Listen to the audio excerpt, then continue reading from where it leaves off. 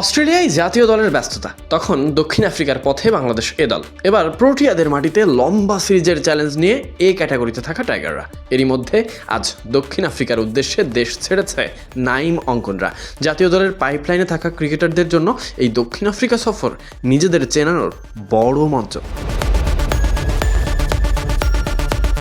প্রথম unofficial test, সেখানে ১৩ সদস্যের দলে নেতৃত্বে থাকবেন মাহিদুল ইসলাম অঙ্কন। তার সঙ্গে আছেন মোহাম্মদ নাইম শেখ, মাহমুদুল হাসান জয়, শাহাদাত হোসেন দীপু, জাকির হাসান, আফিফ হোসেন ধ্রুব, মোহাম্মদ পারভেজ হোসেন ইমন, হাসান মুরাদ, নাইম হাসান, এনামুল হক, আল ফাহাদ, ইকবাল হোসেন ইমন, কালাম সিদ্দিকী আলী।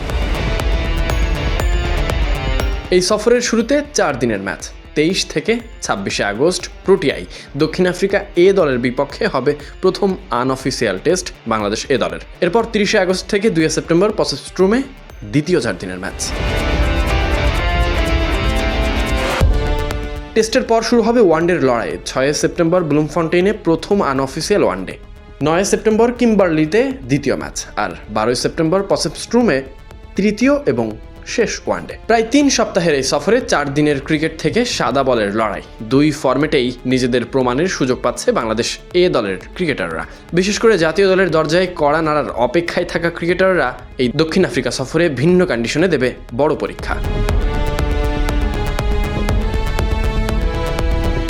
এর আগে দক্ষিণ আফ্রিকায় বাংলাদেশ ইমার্জিং দলও সিরিজ খেলেছে, সেখানেও তারা দারুণ কৃতিত্ব দেখিয়েছিল। এবার এ দলের পালা, চ্যালেঞ্জ নিতে প্রস্তুত নাইম অঙ্কনরা। Sadiq Ahmed Sunny, BD cric time.